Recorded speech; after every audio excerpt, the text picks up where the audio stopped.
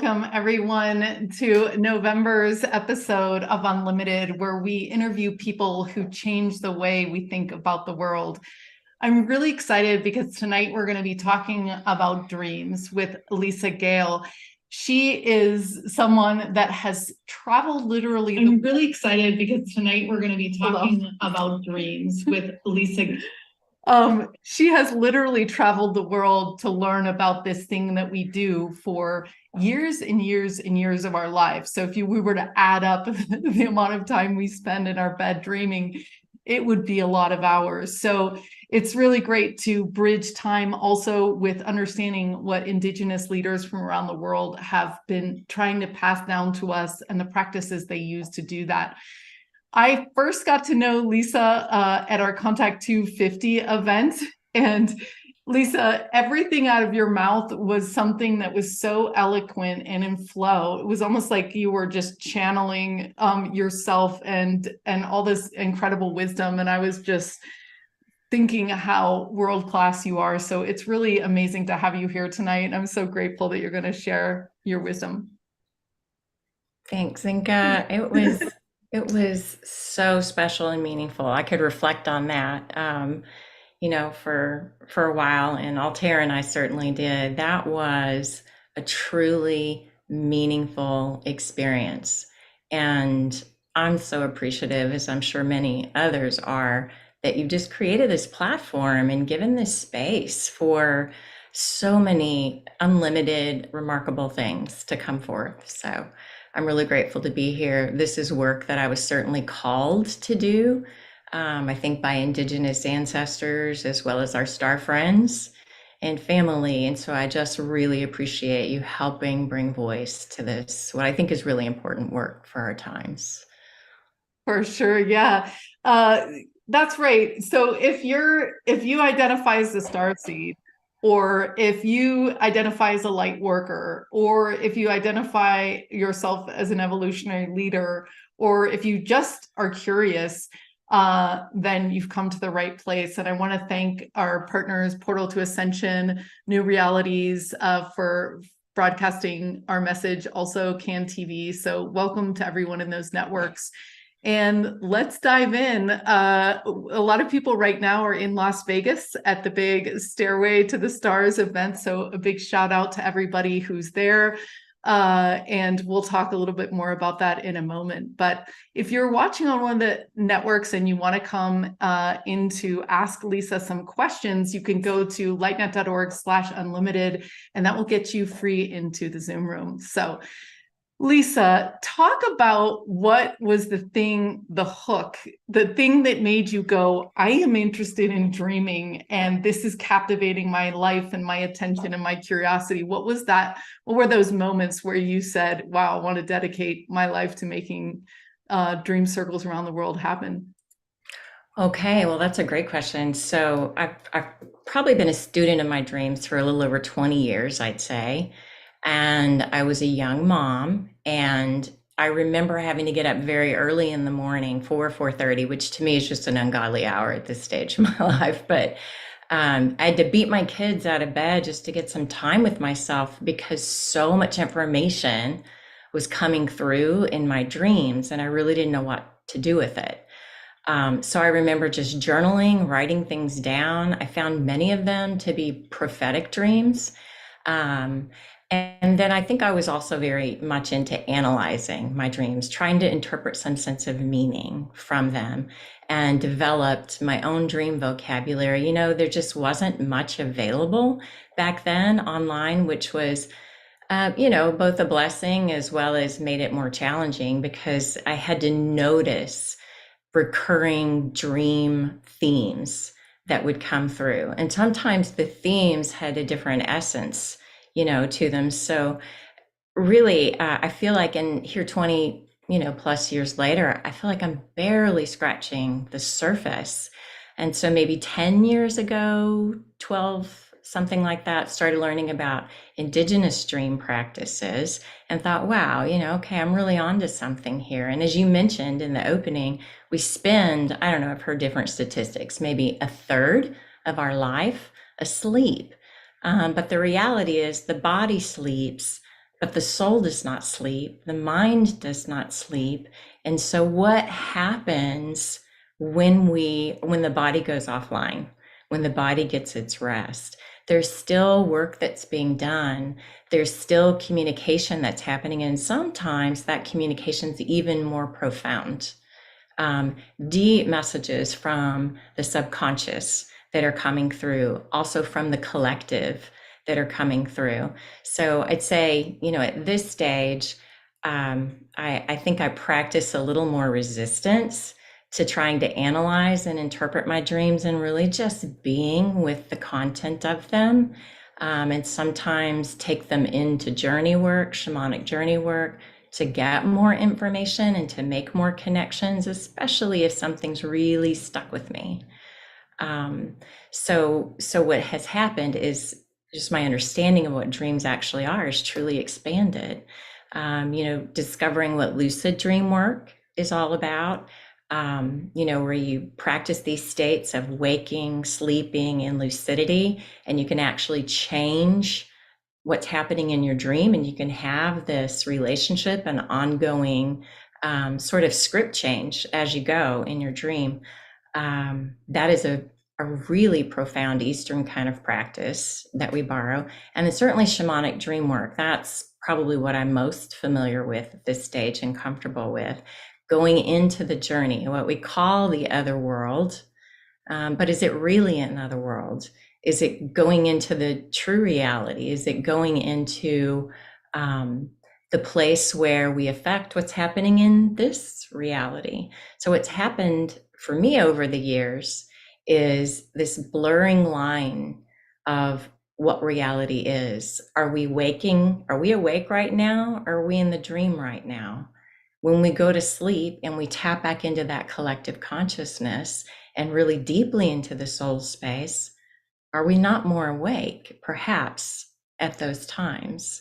So, so just to kind of talk about what brought us here to doing this dream work, it came through shamanic dream work, as well as sleep dreams, and meeting some indigenous people from a tribe called the Achuar that I knew nothing about at the time.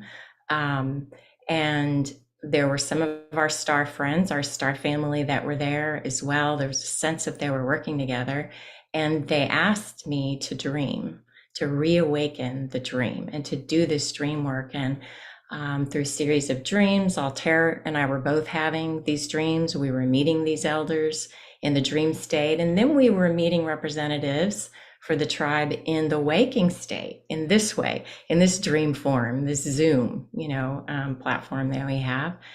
And it just was impressed more deeply how important it is to do this active imagination kind of dream work, that with all that is happening in the world today, we are not subject to it so much as we are interacting with, we are in relationship with all that is happening. And so for me, feel that there's a responsibility to do this dream work, to bring forth the dreams of humanity that have perhaps always been there, and certainly from someplace, perhaps it's our own souls, perhaps it's our star friends, our spirit guides and helpers that have been seeding these dreams in our hearts, in the hearts of our ancestors for a very long time.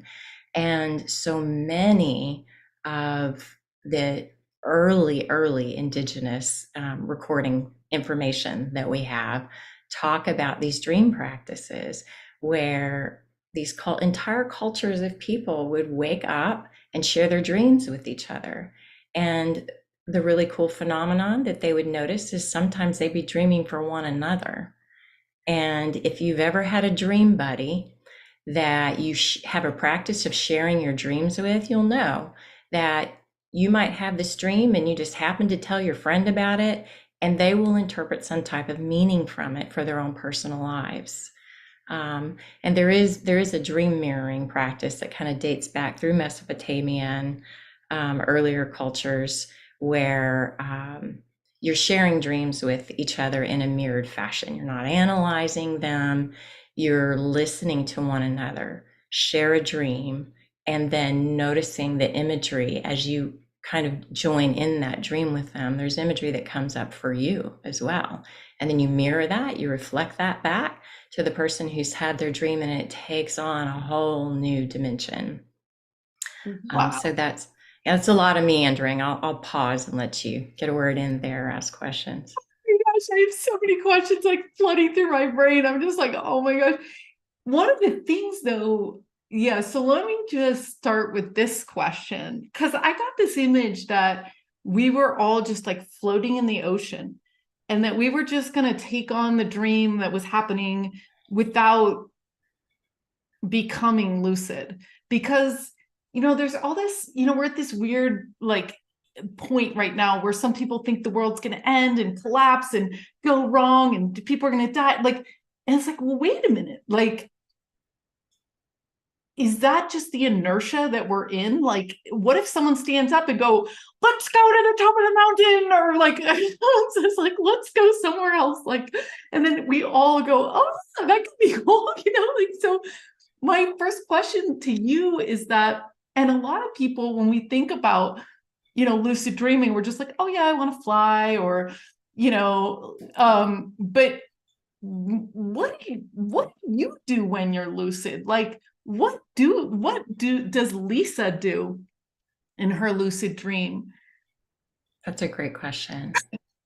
So, well, I've been called to grow up and mature a lot through dream work. And I guess what I mean by that is, okay, I mean, we all just love going into these altered state experiences, right? I mean, that's why psychedelics are so popular.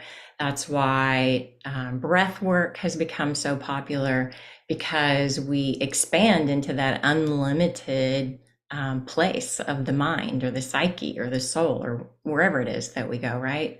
And we feel so expanded. Now, we also have this function of the brain that that is really kind of prone to addiction. And so we get this high, we get these hormones and this serotonin and especially this dopamine going through our brains, right? And so it encourages us to go back into that lucid dream, go back into the journey work, and we can kind of go at it like like it's an addiction, because it feels amazing, and I think there's nothing wrong with that. That's an essential part of spiritual development and coming into these dream practices. And then there's a maturing that comes and a growing up that comes, where information then comes through. Calling is just kind of maybe that's a heavy word, but there's guidance that comes through. And so then there's the ethics, I guess, if you will, and the integrity of, are we going to follow through with the information? Did you just come for a party and to get a hit? Or are you coming for relationship? Are you coming for co-creation and collaboration? And so we'll get tested.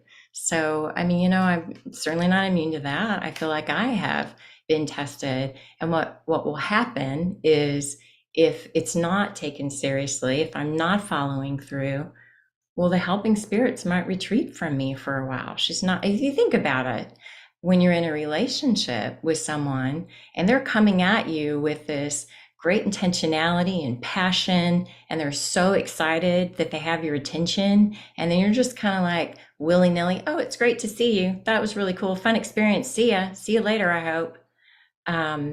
It's not going to be really conducive to forming an intimate relationship, right? So there's a development that happens there, and I think a maturing. So when you ask like, what do I do? I mean, that's really my intention. Sometimes to have a lucid dream practice, it's not something I even do every night. If I have a really sticky situation, I just want to dream incubate on something, I'll do that for 3 nights in a row, but then I may be a month assimilating what's come through. Same thing with shamanic journey work. It's not like something I could personally do every single day, because there's so much information that comes through, and it really takes some time to be with the messaging, to embody it, to take the action steps and ground it, in the real world, this natural world. Yeah, or to dream it. So that's really interesting because Daniel, who is our developer at LightNet, he always said that exact same thing. He's super into dreams, like it's his main focus. And he says, you have to act on the dream. You have to act on it. That's part of the continuation. Like that's his philosophy too. Well, so what were you asked to act on? And like what types of things should people be looking for? Like what does that feel like? Okay, so we'll talk about a big one and then maybe just smaller ones, right?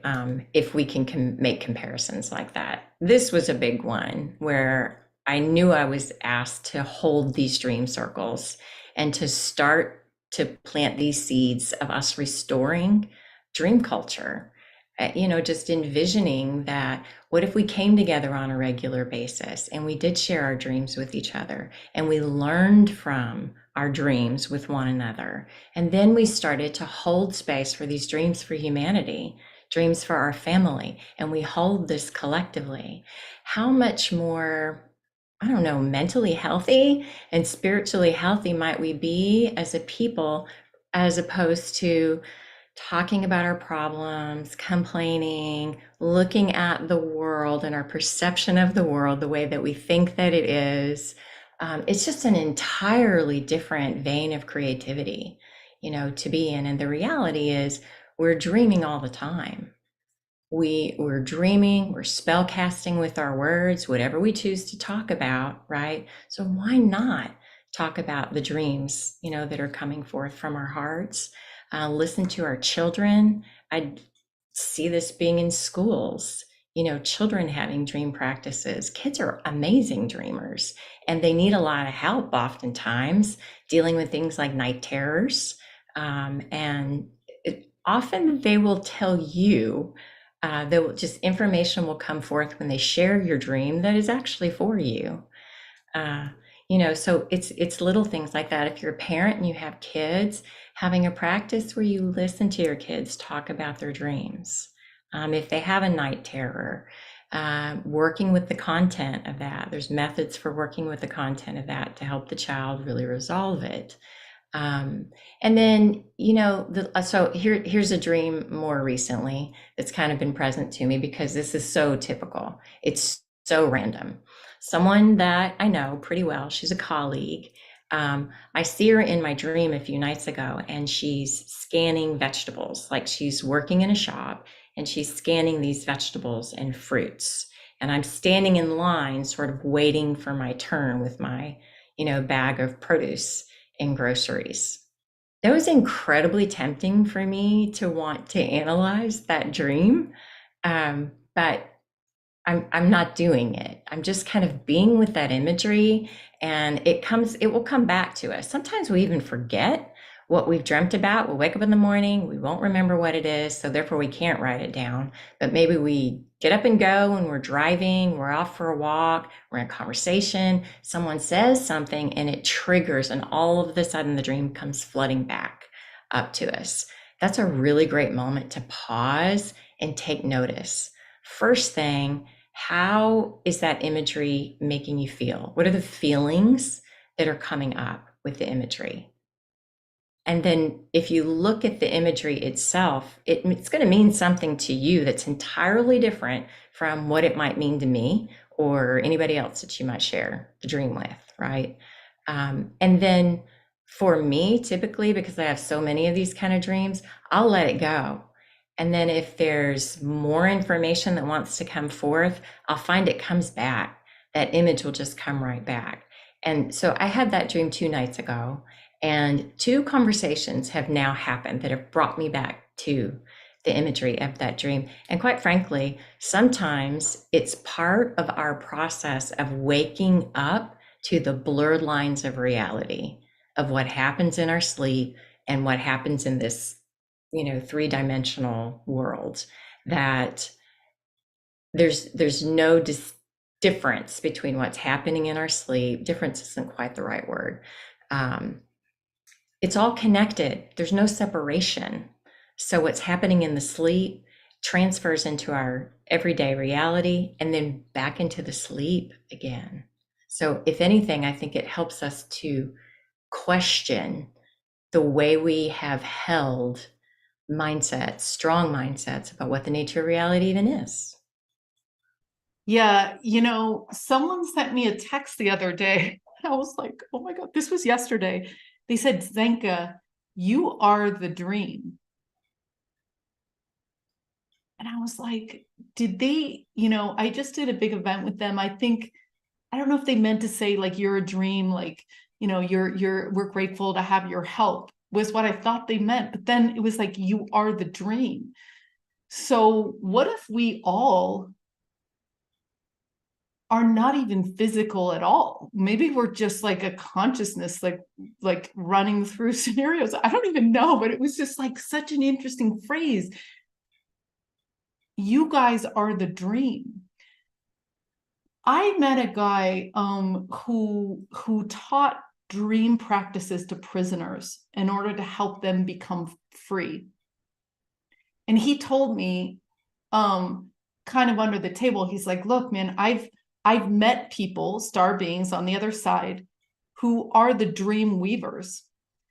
And I'm wondering if there's all the possibilities, then the dream weavers take those and say, okay, these are some bigger chunks, and we're gonna like put those into the collective consciousness. And then, like you said, some people have said on the other side, after you die, things don't become concrete unless you think about them and concretize them enough. So when you're talking about this distillation, it's like a distillation of options that become more concrete and more concrete. And then really, if we dream about them a lot, then they actually become in this reality too. So, and Dean Radin used to say, like, if I get an equation in a dream, I know that it's correct. So could there be a group of beings, do you think, that are helping distill some of the, like, almost like the Blade Runner girl that was in that bubble where she was like designing things? Like, do you think that there's people that are directing some of the bigger threads that we grab onto? Well, I wouldn't have to say that, because I know that there's Mesopotamian cultures who have whole practices, and an idea of dream weavers. There is something called bee shamanism, the Melisai or the Melissa, who hold this idea that there's spinners who spin the strands of the weave. And then there's myth tellers, but particularly, I remember a few years ago working with the spinners. A song came to me about spinning bees, and that's certainly a very strong totem for me. The bumblebee is, and and I just kept working with that song before I would go to sleep at night, and just playing it as you would an intention for your sleep. And so that is certainly what was shown to me. I saw this like a dream weave that sort of wrapped through the aura of the earth, this body, this celestial body. And my sense, Cinca, was that we too can be awakened to that dream weaver, that we are doing it, whether it be strands of light, maybe we're the strands of light and we're being woven. Certainly, there are spirit guides and helpers, I think, that are working with us. I think we often can underestimate really the power and capacity that we have in this human form that is made of the stuff of the earth, and the unique position that we have to affect the reality upon this earth because we have this earth body. At least the more and more I go into relationship with our friends from other galaxies, with other star friends, I continue to have that idea impressed upon me that what a privilege and an honor that it is to be human. I think there's so much more to our capacities than we have yet even awakened to. Maybe that's what we're talking about here right now. Have you ever had the guts to pretend that you're lucid dreaming in a waking state? Because I got a massive not a parking ticket. I got a massive ticket. One for not having my registration up to date, because I thought they were going to mail it to me. I don't know. Super busy, didn't do it. And then for talking on my phone without like hands-free thing. And I was going to go to the court case today to try to get them to, which they do, they just take it off. And I passed a car and the license plate was magical with it just said magical. It was like a red sunset. I don't even know what state it was from. And then I saw on the way to the court case, and this is only 10 minutes of car, another one that said pink bunny. And then when I got to the court case, I got $600 taken off, and then I still had to pay $275, so it wasn't totally successful.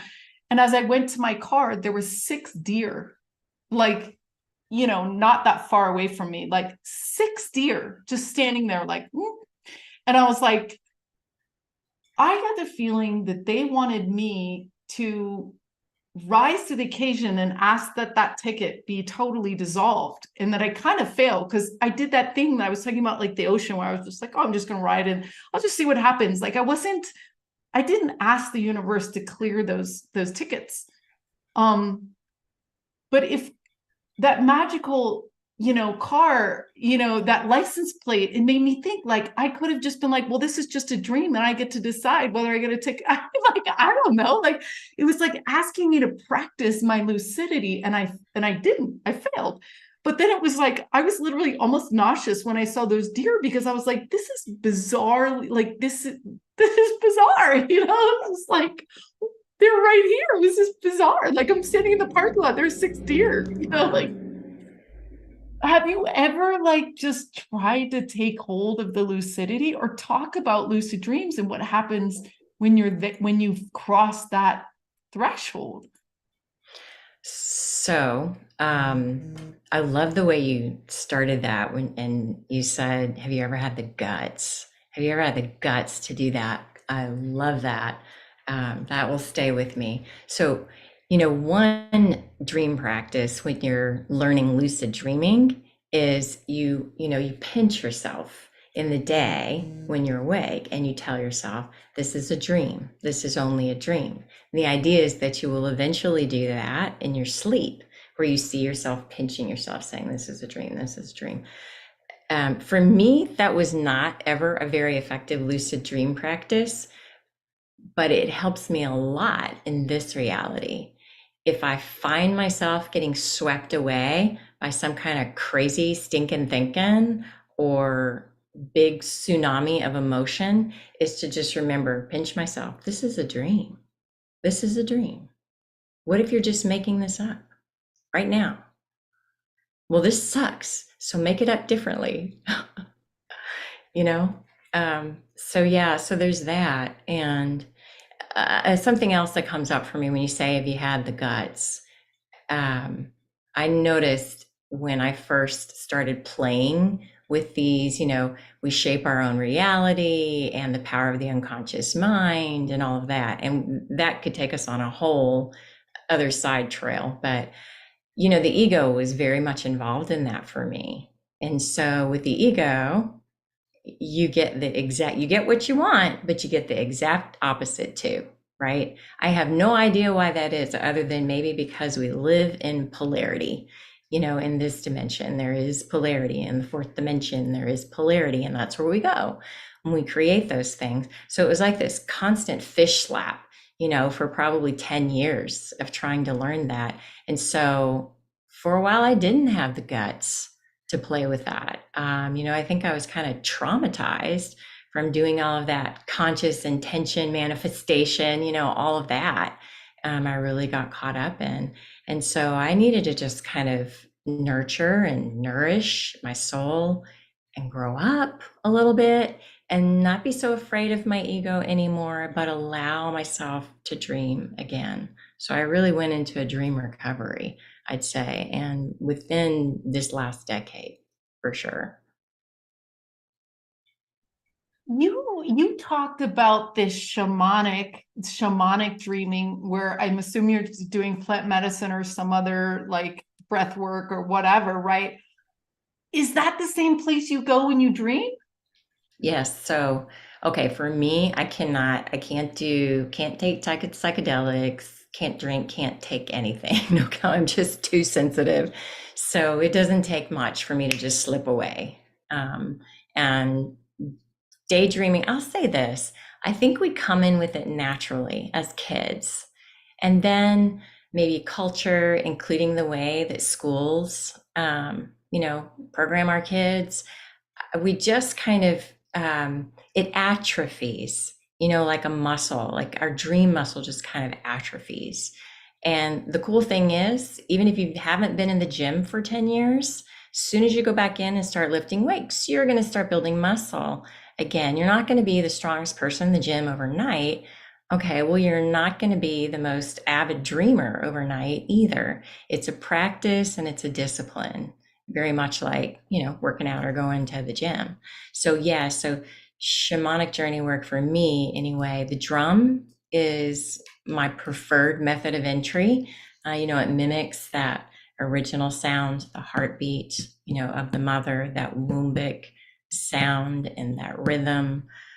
So it's pretty easy, but at the same time, I don't even need the drum at this stage. I can just slip away. That dream or the journey that I had with those Achuar, indigenous people, I felt them around me for a couple of days, and I would be in a conversation, and I felt like I could just slip right away with them, but I didn't have the time or the capacity to focus and pay attention. So, I had learned at this stage to say, not now, not yet. I will be with you, but not yet.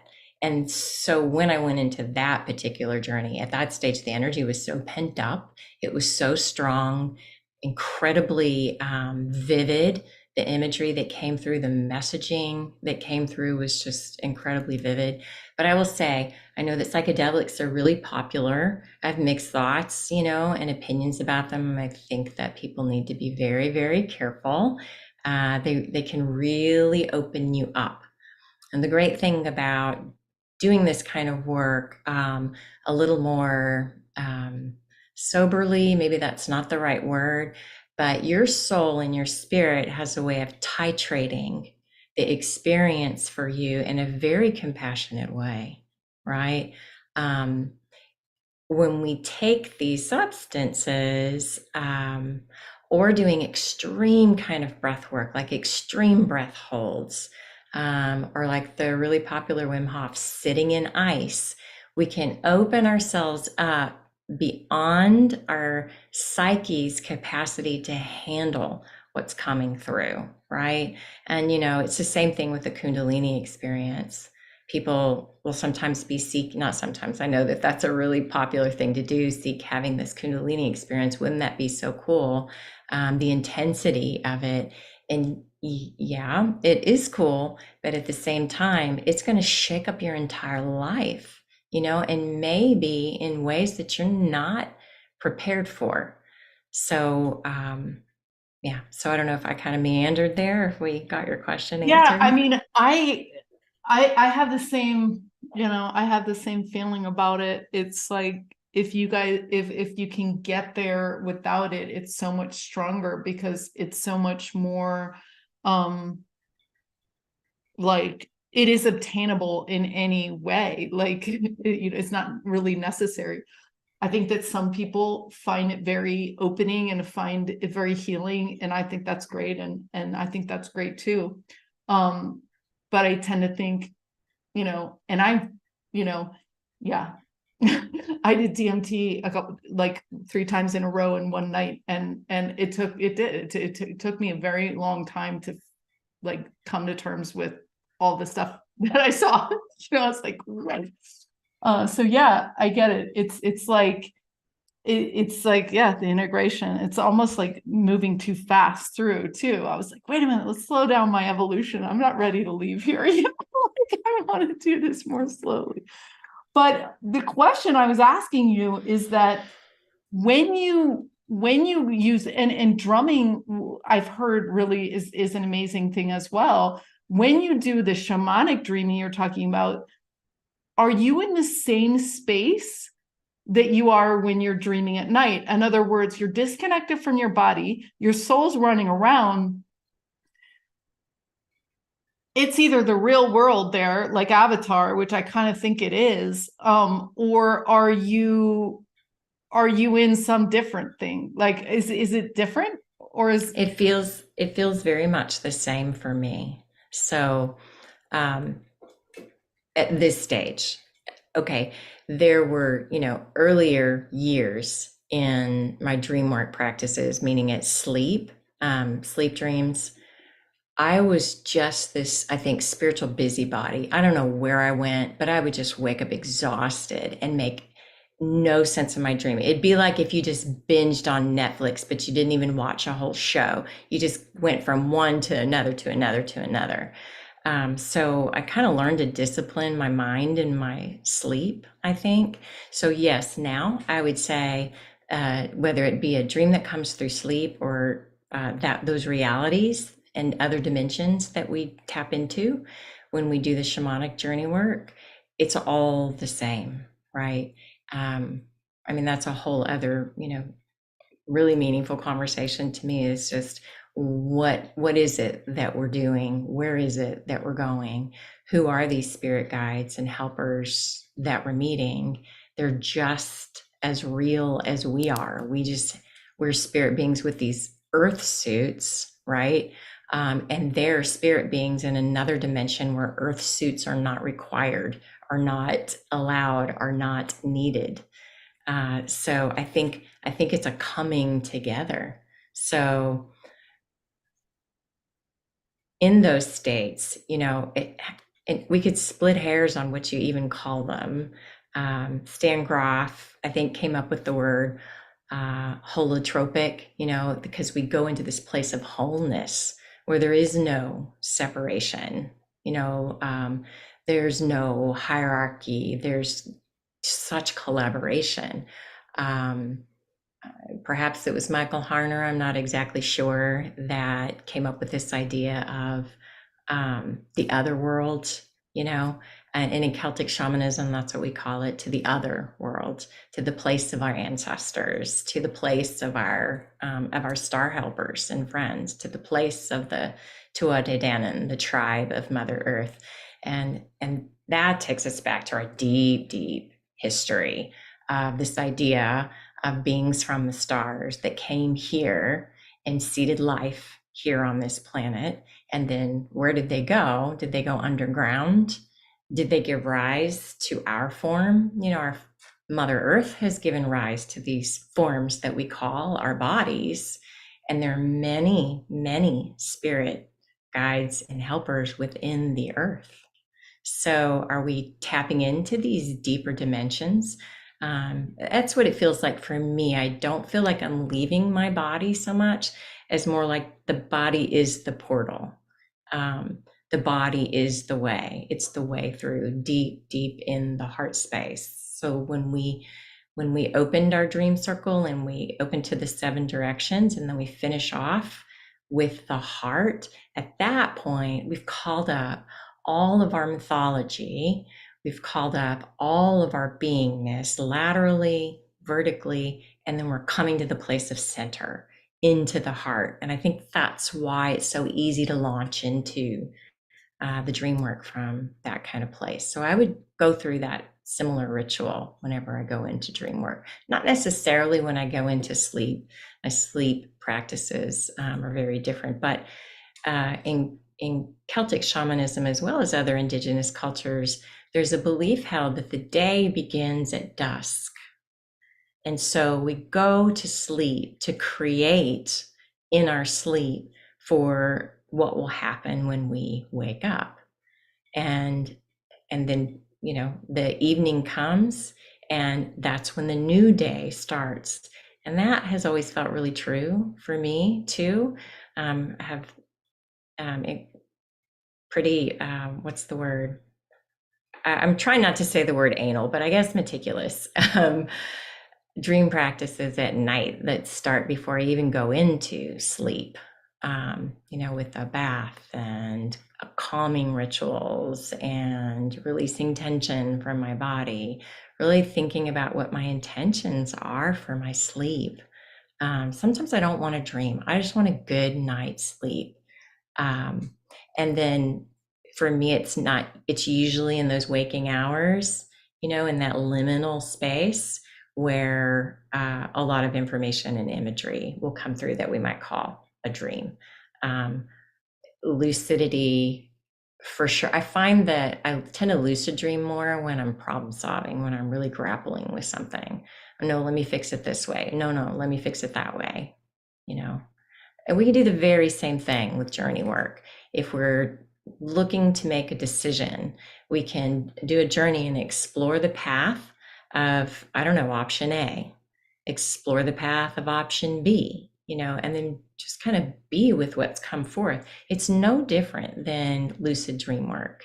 So Interesting. I love that. And Scotty's also like responding, and like, to think, you guys, tonight when you go to bed, that it's really the beginning of your day. And then to develop this conversation that you have with your dreamer self and your waking self, and saying like, hey, lucidity is possible in either state. Michelle had a question too, and I want to bring her up, about the pinch tactic, saying, and we, Coffee and I and Adam, practice this all the time with bracelets. We're, if we're experiencing something that we don't want to experience in this reality, waking reality, we go change the bracelet and we put the bracelet on the other hand. And it's an acknowledgement that we're energetically moving down a stream that is not this. We have to get out of the boat, put it on the side, and start again, because our energy is going to just pull us down through these experiences. And if we don't take a moment to reset it, we're just going to keep going down that. And if we can be lucid, then that's our chance to reset the lucidity, because our subconscious mind is still working out the bad dreams. You know what I mean? Like, we're still just like, oh my God, and I'm worried about this, whatever. But it's like noticing that, and then actively, rerouting the boat. I'm going to take a minute to share a few things, and then I'm going to open it up to the audience. So if you guys are watching on Portal to Ascension or New Realities, or even if you're watching the replay, you can go to lightnet.org/unlimited, and you can get back into the Zoom room to ask your questions, to watch the chat. And also, Lisa's going to be back with us on just going to share my screen here. She's going to be back with us. If you go to the LightNet site here, the About and Contact is where you get to this unlimited show sign up, but you can also hit the calendar here. So Saturday, we're going to have spoon bending party for members. So there's a chance for you to practice with us, lucidity, extreme lucidity.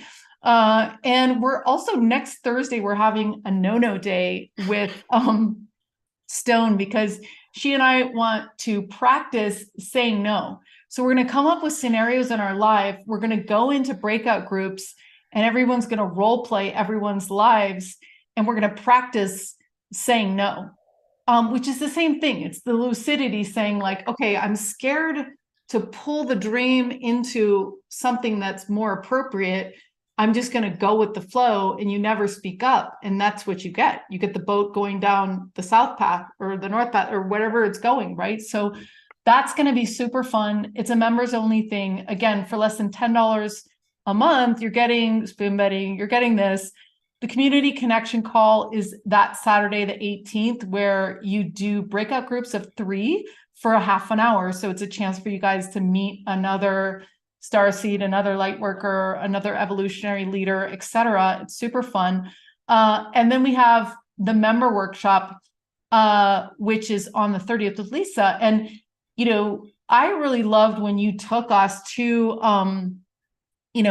through to this idea of the North and the South and the East and the West. So that would be really great to do that. I also want to tell you guys that on November 22nd, we are going to be closing 2 labs that we're doing off-planet remote viewing with Alan Steinfeld.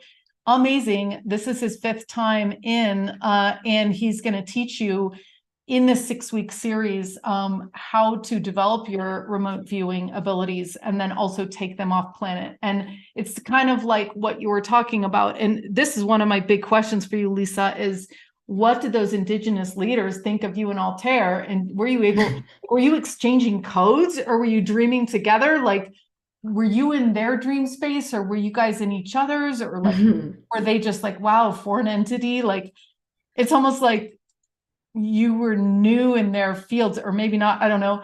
But anyway, so that is also, we also have Jesslyn, and we weren't going to run these labs, but these 2 got back from Egypt and were really wanting to share what they knew.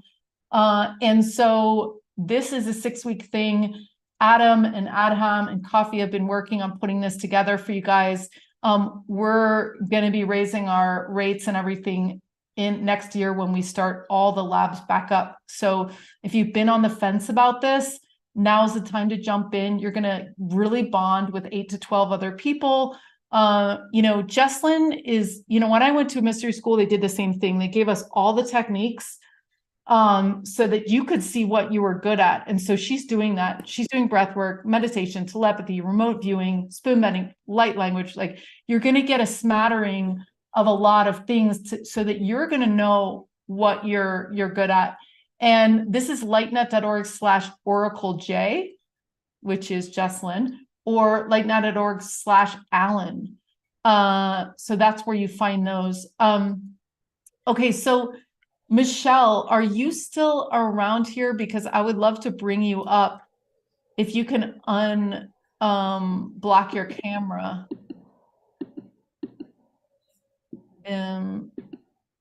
Okay, cool. I think she just did. Stone is here. I'm excited about our workshop.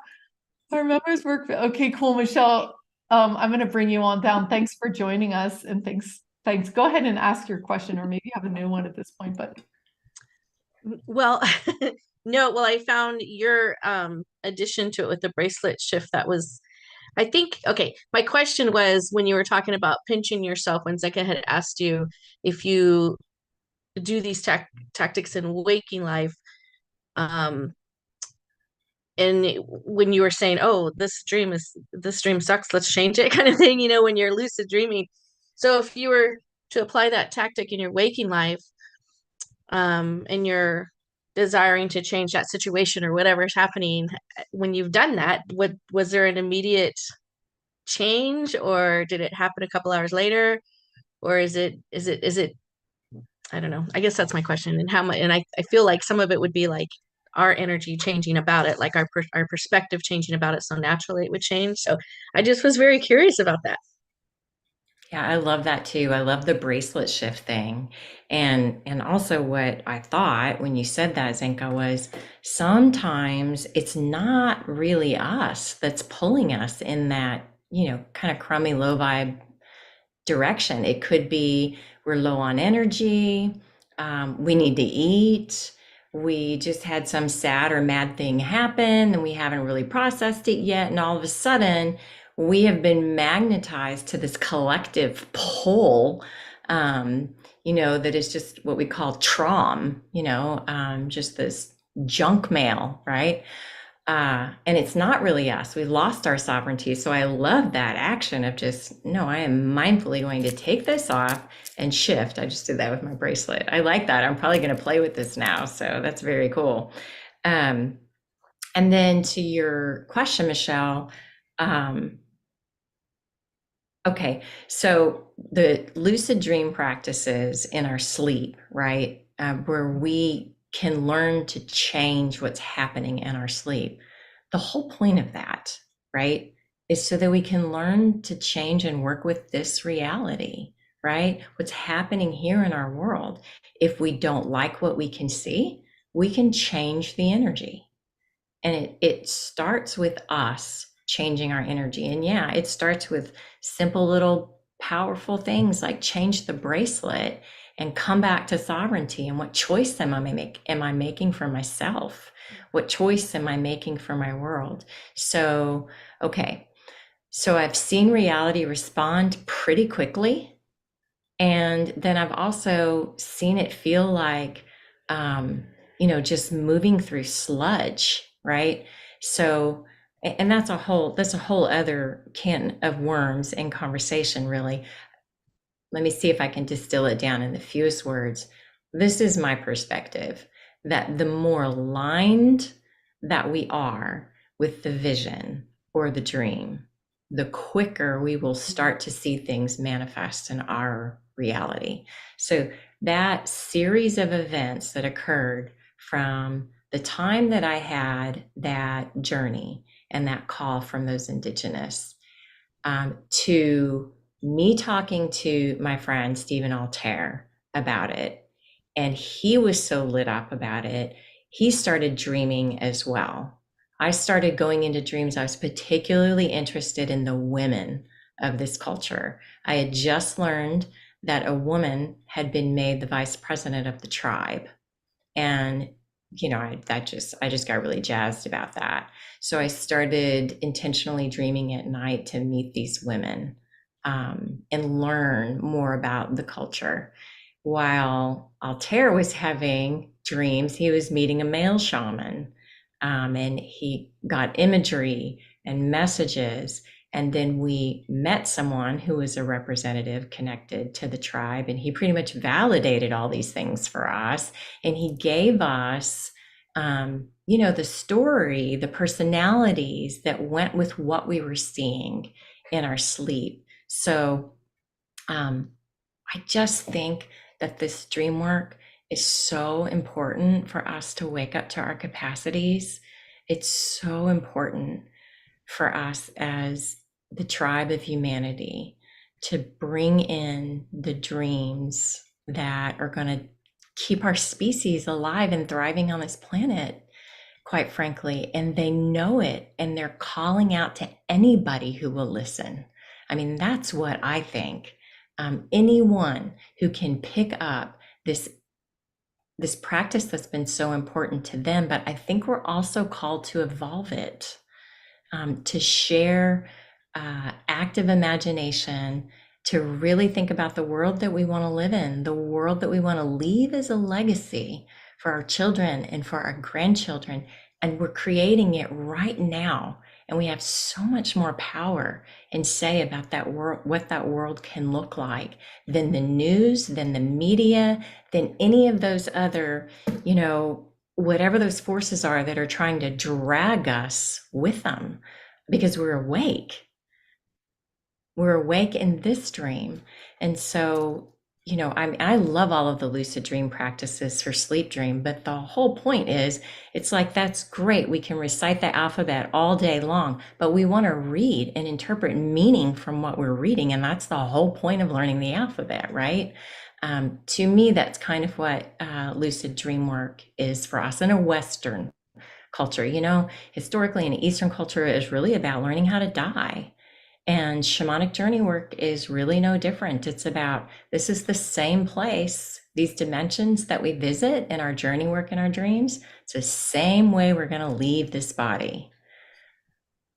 If we're going to the same place. So the lucid dream work would be to practice dying. It's a practice of leaving this body and doing it with as much dignity and grace. And man, that was a great ride. And I affected this reality as much as I possibly could while I had this earth suit. So, yeah. Did that answer your question?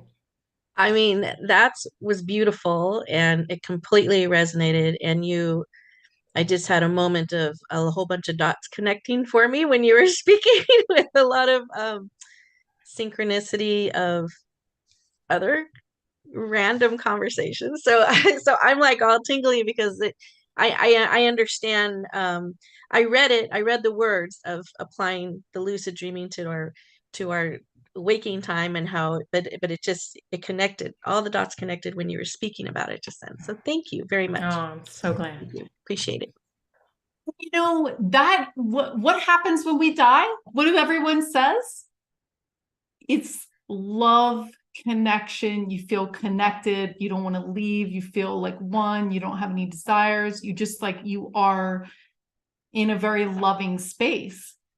So if that's where we go when we die, like this, there is this like need to mix these two worlds, like to have a dialogue, like you said, Lisa, as you go to bed, as you wake up, you know, in the nap, in the thing, because that is the thing that's going to help us tie it together. And I think also you're right, Lisa, like I used to study what people thought of the future, and they would talk about all the things they didn't want to happen. And it would be like this total sinkhole. And I'm like, oh my gosh, we have not spent any time thinking about what we want. And so how are we even going to get that? You know, if we can't even imagine what we want, how are we going to get there? Because the nightmare is so easy to fall into. It's just like partially because our media like explains the nightmare a lot. So it's just easy in our mind. It's like, okay, yeah, I can imagine what could go wrong. But I want to say one more thing before we go to the next question, which is, you know, we're talking about switching the bracelet, and when things go bad, like sometimes Adam would just look at me like things would be going very bad. If he would just look at me and he'd be like, look, I trust you with the dream. So to some extent, we get to take responsibility when the train is wrecking, to take that deep breath and to switch the course. You know what I mean? And I think that you talked about symbols earlier, Lisa, and the things that you reoccurred and saw. And one of the major symbols that I have is the black and white checkerboard. And that symbol to me means this is all a canvas. This is all a blank canvas. This is the substrate. Like, what are you dreaming on? Like, what are you projecting? What are you dreaming? And the final thing I want to say is that it goes back to what Lisa was saying about, you know, the dopamine and everything else. Like, we can dream like our fantasy life or something, like all these fantasy scenarios, like flying or other things that may be what we really want, like you said, like the high. But you got to remember, sometimes when things are going really wrong in your life, it actually might be helping you get to the better thing. So being in it, as Susan said, being present, like, you know, there's this old like tale that says, oh, you know, this man's son fell and he broke his leg. And they were like, oh my gosh, I'm so sorry. Your son broke his leg. He's maimed. And he's like, well, good or bad, we don't know. And then all of a sudden, all the boys get called off to the war and his son doesn't have to go. And so it's like, sometimes you think, I broke my leg, this is terrible, when you don't even know what the universe has in store for you. And I think I'm coming back to that again and again, that trusting the universe and God and all that is, and trusting our dreams, where we look at each other, I trust your dream, that trust is what gives way to our greatest triumphs and our greatest coherence and our greatest gifts and our greatest legacies, because that gives you the state of mind and the presence to let your love come out and to be in a learning mode, like you said, like Lisa, where we're not just like wanting to paint everything rainbows. It's like also like, I'm willing to take the rock that's in my way or the mountain that's in my way, and I will climb it. I'm not just going to like walk around again, you know, and just try to avoid it. Like, if you're giving me something, that evolution is a gift to me, you know? So it's very interesting. All the things that we're touching here. What do you have on your mind, Atira? Thank you. Thank you. Well, this is quite fortunate that this is happening today because of what I have planned for tomorrow. But two things. One is that I regularly change my dreams. If I'm going down a path of terror or a path that I really don't want to go, I'm going, okay, stop the movie, and I switch and I reset the play, and the movie can either go on or I'll just end it, and I'll still be sort of in a semi-lucid state. So I'm very much aware, and control isn't the word I want, but I'm actually managing what I'm dreaming. And you're very right on that it puts me in a learning state. And you're also reminding me I had such a vivid one a couple of weeks ago, and I did not write it down. I wish I had. So, and then the second thing I wanted to say is that, and this really helps me set up tomorrow, because tomorrow a friend and I are sitting together with MDMA. What can I say? We're going to work with a psychedelic to explore exactly explore the lucid dream, to find out what comes up. My intention is to explore my feelings around a problem I'm having with one of my children. But you're encouraging me to just let it flow, let the spirits guide me and teach me in terms of the process. And I don't know if I'm babbling at this moment, but at any rate, I just really appreciate that I'm here in this moment, thinking about tomorrow, and also thinking about the literal power of my dreams. Thank you. Thank you so much. What are some of the intentions, Lisa, that you do when you start your day at night? Well, that's interesting. Listen to your itinerary. You have to report back to us how your experience goes with that. It oftentimes is about relationships. I have 3 grown children myself. And so it will typically be a relationship concern that I'll take into sleep. It might be something related to work, but it's all about relationship at the end of the day. So if I'm, oh my gosh, humbling mom moment, right?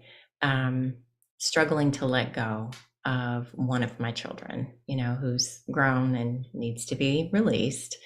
And so asking for help with that in my sleep, but it was more like, I think my question or intention that my sad little wounded ego and heart took into sleep was something like, how can I best support my son at this time?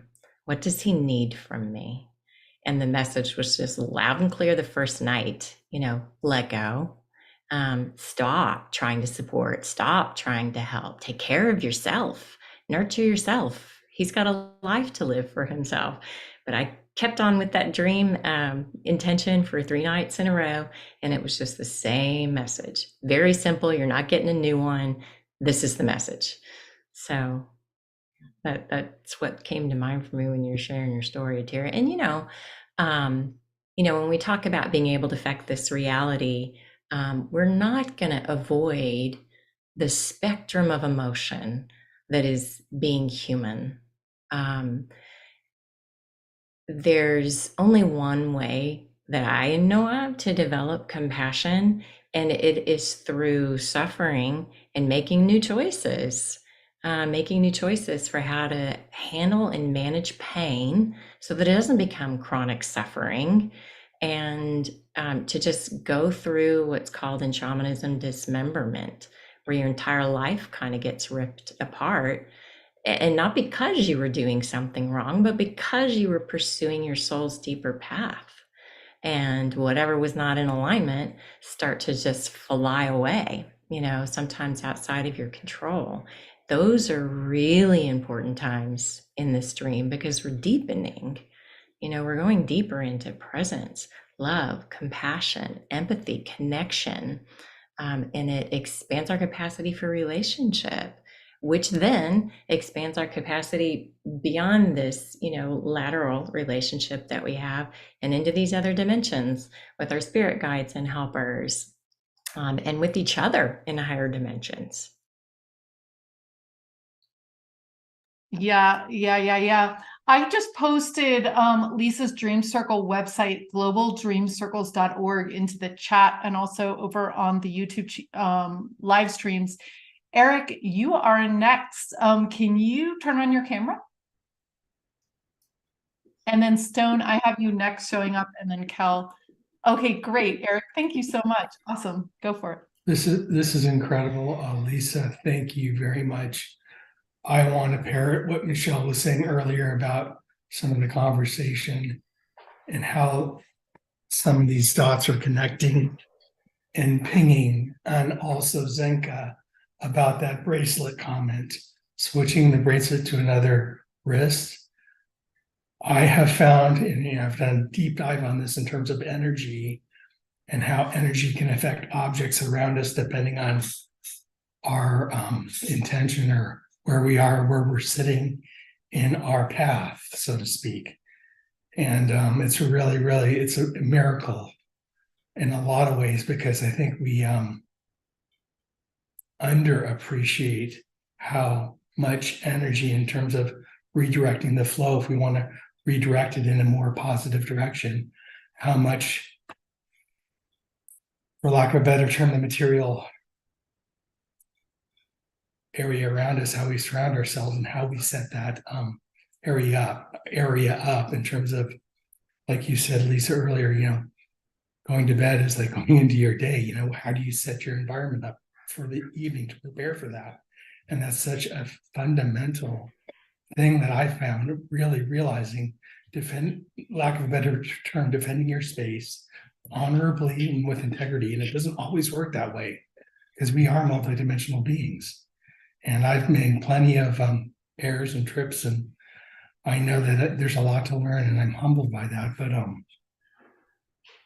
the Kundalini, when you talk about Kundalini awakening and the how sometimes you're not prepared for that, and you get wake-up calls, and but the energy itself, the energy we transmit to other objects, can be very real. And I think I appreciate that more and more now than ever. And I appreciate all the sharing and meeting here today. And I just, wanted to just state that and say thank you.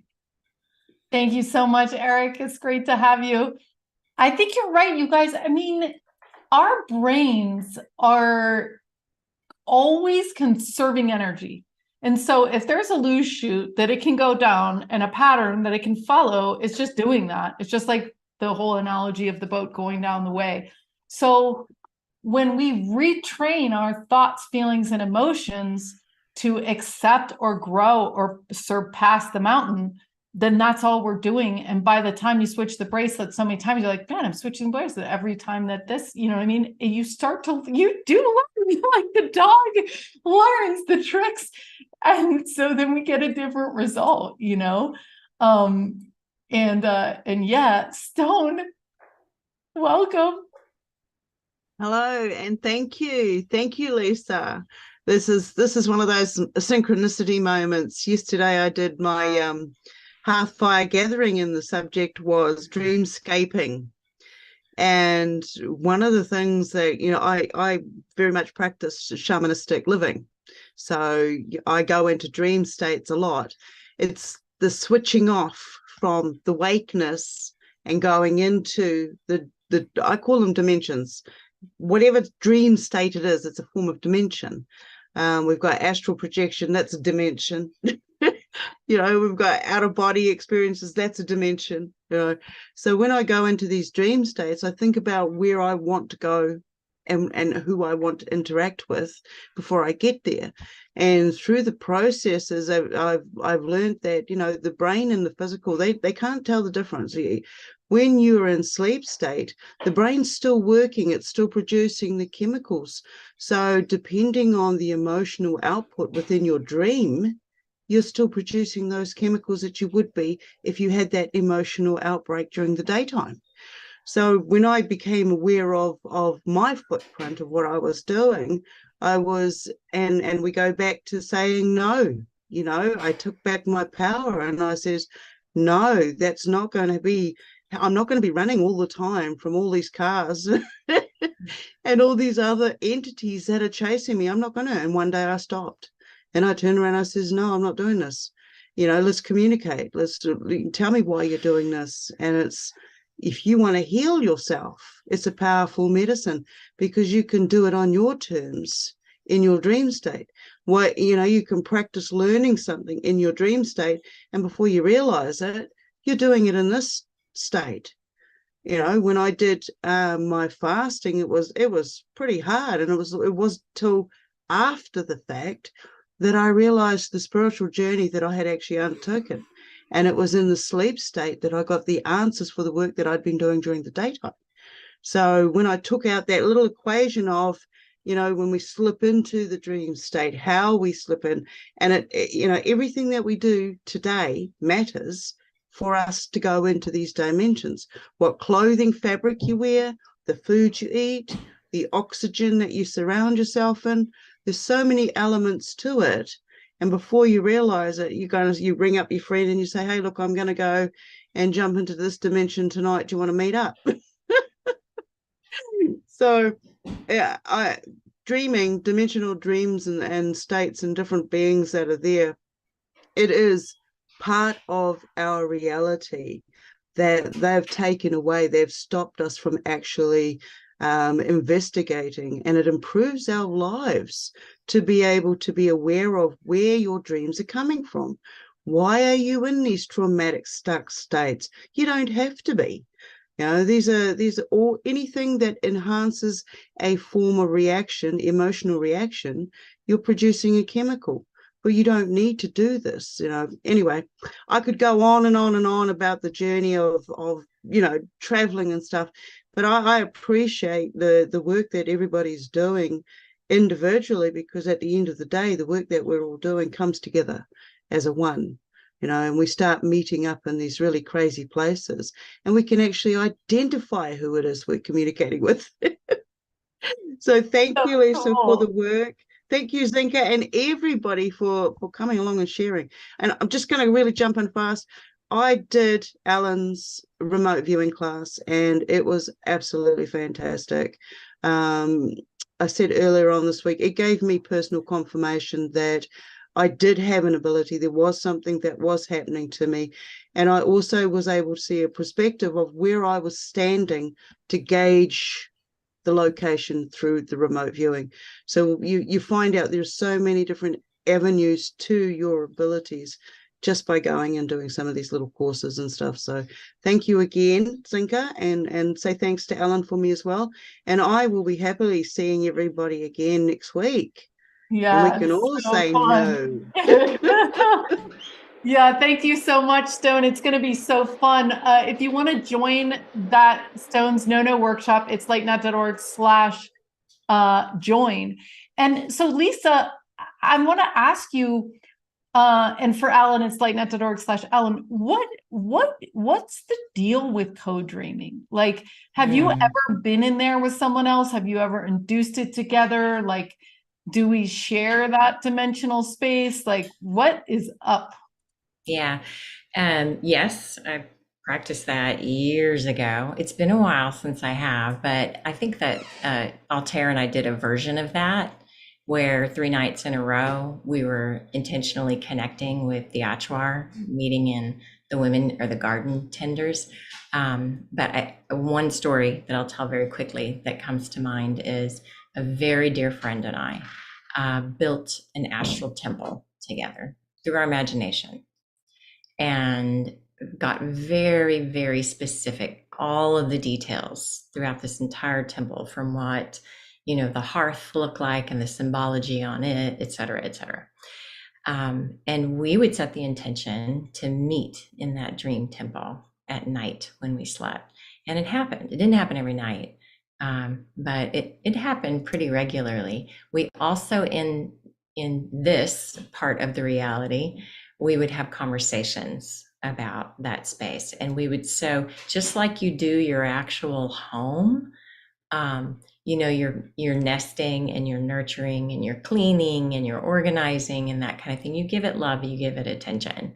We were doing the same thing in the astral. And this wasn't part of the intentionality, but in reflection and retrospect, I think we were creating a safe place, a safe container to hold that meeting so that we weren't just sort of floating around, you know, in the ethers meeting who and God knows what, right? Because on a certain point along the path, we can meet all kinds of beings out there. So we want to make sure that we're going with protection. And I think the most protection brings me right back to that idea of integrity. What are we doing with the information that comes through our dreams? Can we be trusted with it? When a spirit guide or helper or even our own soul is showing us something, what are we doing with it? Do we have integrity with the dream? And then just to point out, I think Stone alluded to this. Again, the whole purpose is to wake up in this reality. Wake up from the sleep, from the stupor, from the collective, you know, wherever the collective is trying to drag us, to wake up to that, you know, with the bracelet technique or whatever else it may be. So, Lisa, can you tell us, I'm just going to share your website here.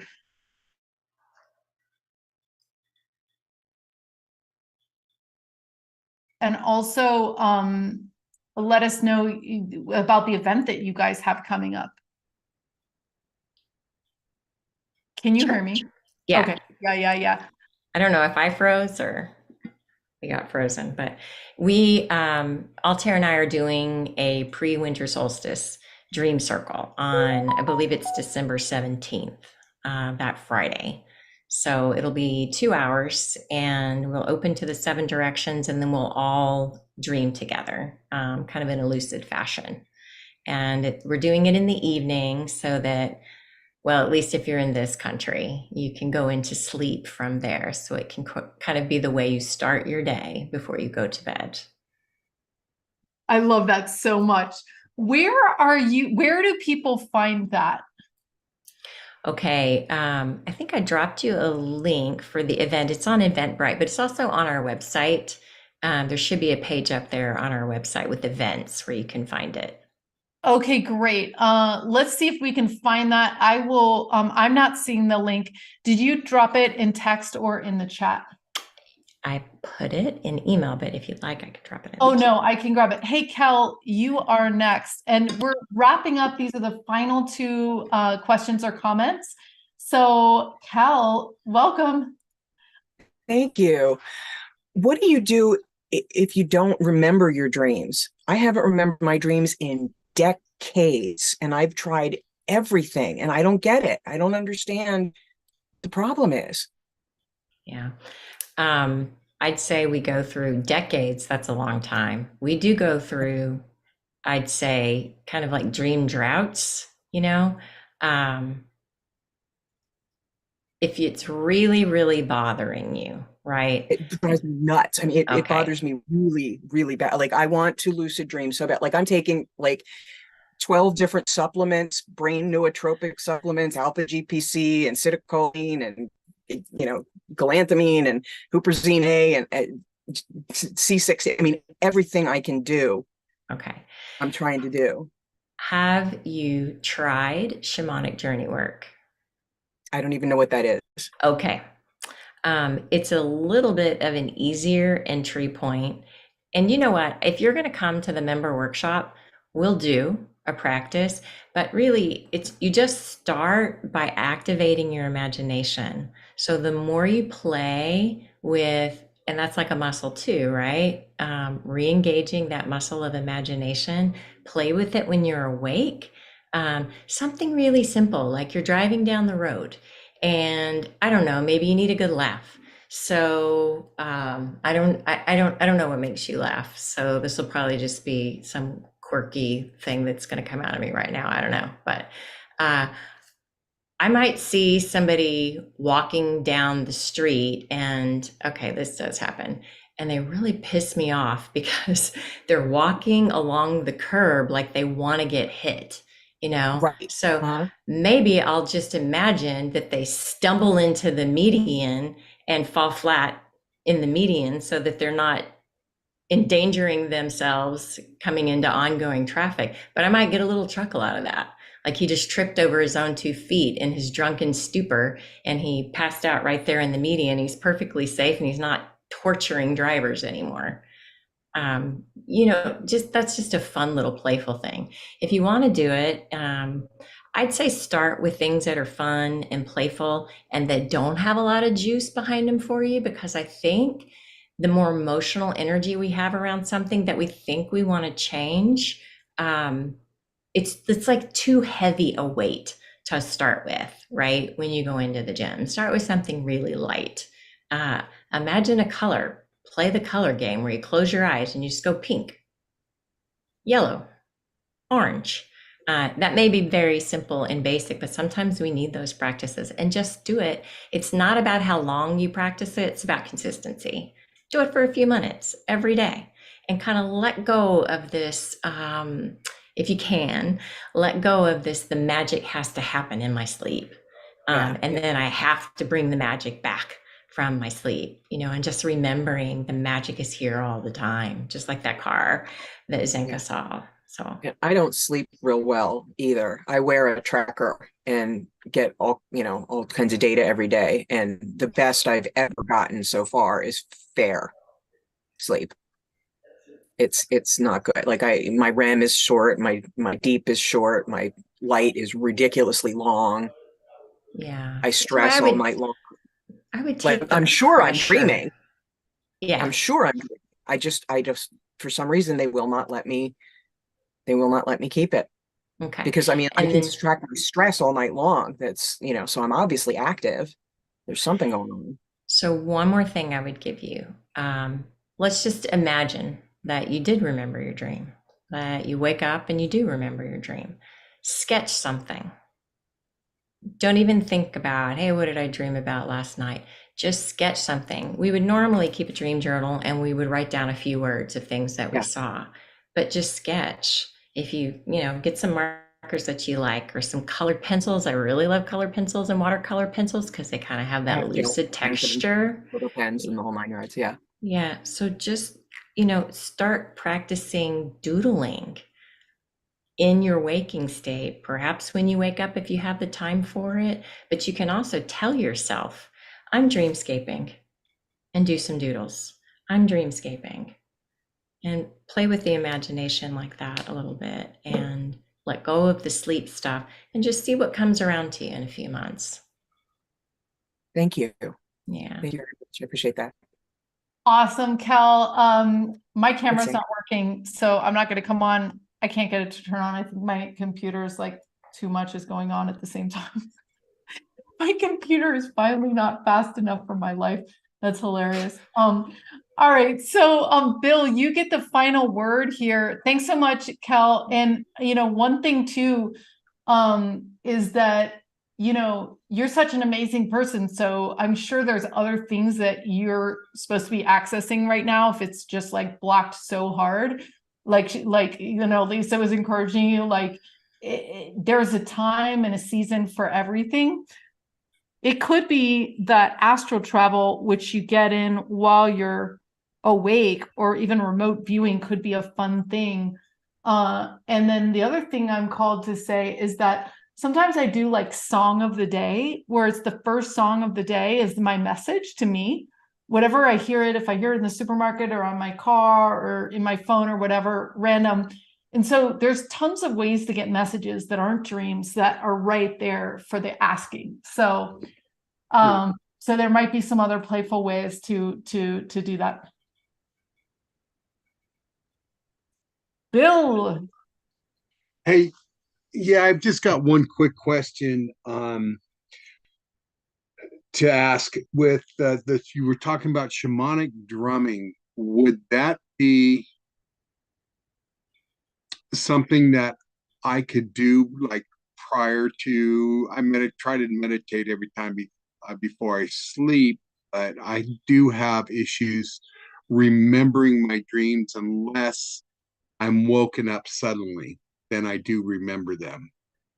But I just wanted to ask if that might be a technique that I might be able to use, Lisa. Are you suggesting using it before you go to sleep? As I'm sleeping, as I meditate, is listening to that as I'm going into my dream state. Yeah, it certainly helps me. I mean, I do listen to it sometimes going into sleep. I'll often listen to something as I go into my sleep state. Usually sound. Yeah, the sound really helps. So, hey, try it, try it before you go to sleep. Try it also like nap time if you want to take a quick little shamanic nap. That's what I call when sometimes people will go into shamanic journey and they'll say, I didn't see anything, I just kind of slept. Well, take a shamanic nap. So yeah, and there's some great drum tracks too online. We have one on our we have a at-home retreat playlist on our YouTube channel, which is just Global Dream Circles on YouTube. And it's a great retreat practice. If you wanted to do a self-guided experience, it helps you kind of uncover more of the work that you're here to do in the world. That's the intention behind it. One of those videos is a 30-minute, I believe it's a 30-minute drum track. So you can try working with that. That's a pretty good length of time to do a journey. And, big thing is set an intention, but let go of expectations. Great. Thank you. Sure. So Lisa, I definitely can't get my camera back on, and I'm wondering if you might be able to share your screen and go to Global Dream Circles website and maybe even click over and show people your YouTube, because it's such a powerful thing that you're doing. And you can hit that share screen once you can pull it up on the bottom.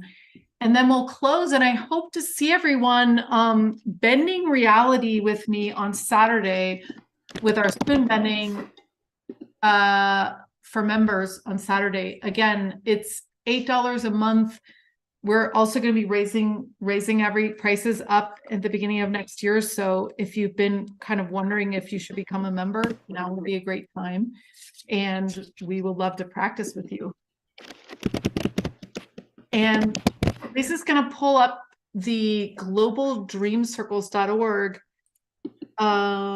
so that we can see a little bit of the event that she's going to be doing with Altair, and invite you guys to check that out. It's Zinka. I thought it was updated on the website, but I'm going to show you the event and Eventbrite. Oh, and yeah. Make sure it gets updated. And let's put that into the chat, and I can put that out as well. So. Okay, so I've got them pulled up. So let me go and share the screen really quickly. Not that. Let's see.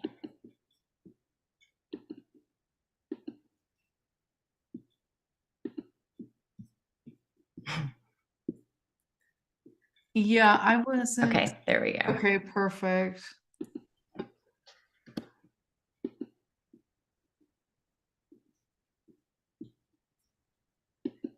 Yeah, and during the workshop, we'll also get a chance to do it together. And, in the beginning of the call, Lisa was talking about mirroring. So again, this is also something that Daniel talks a lot about, is talking about your dreams can help you remember it more, because you're basically training your brain to go, oh, they want to share this in the morning at breakfast, so I'm going to try to remember.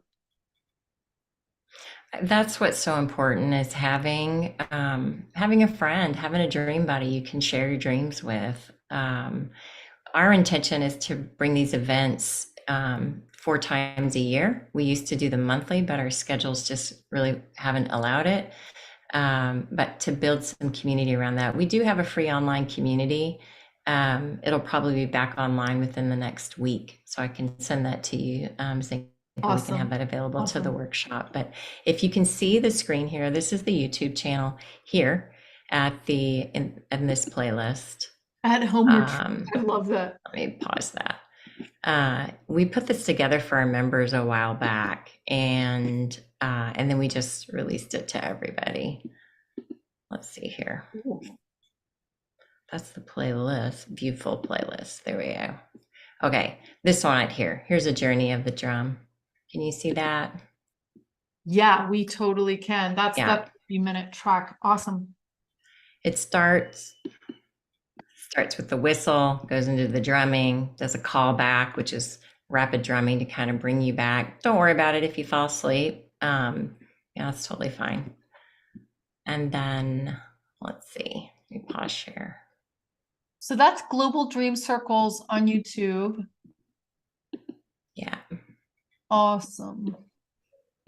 That. Transition to lucid dream practice. I like that. Yeah, Altair is quite the master as well on lucid dreaming. Wow. In Contact 250 that night, you guys were really pulling us into the other dimensions, as Stone would call them. Love it. Okay, can you guys see this? Yes. Okay. Yes. Yeah, he's amazing. That's why it was so fun to share with him when I had that shamanic journey. And he just jumped right into, I haven't met many people like that in my life, where you could just like pick up that dream thread and just jump in and dream right along with me. And then we were in this story and shared reality together with these Indigenous people. Okay, I was wrong on the date. It's December 15th. Okay, great. If you can just right pop this, oh, that's so funny. Cardinal's one of my animal signs. That's hilarious. 3 people mentioned the synchronicities that were happening to them on this call, so that's great. So we're gonna go ahead and share that. I will also put it in the live stream. And awesome, Lisa. Thanks so much for joining us tonight and getting us reawakened to the curiosity of our dreams. And tonight when I go to bed, I'm going to be like, okay, starting my day, I'm going to go transition to my morning. Absolutely hilarious. You have to tell us how that goes, Inka. I will. Thanks to everybody who showed up on this call. And, we were all dreaming here together. We're all creating together. Every story we shared, and unforetold consequences of benefit to all of us, all of our lives, and everyone that we work with will come from this. So thanks for showing up, everyone. Awesome. Thanks so much. Amazing. See you soon, Lisa. Good night, everyone. Good night. Sweet dreams.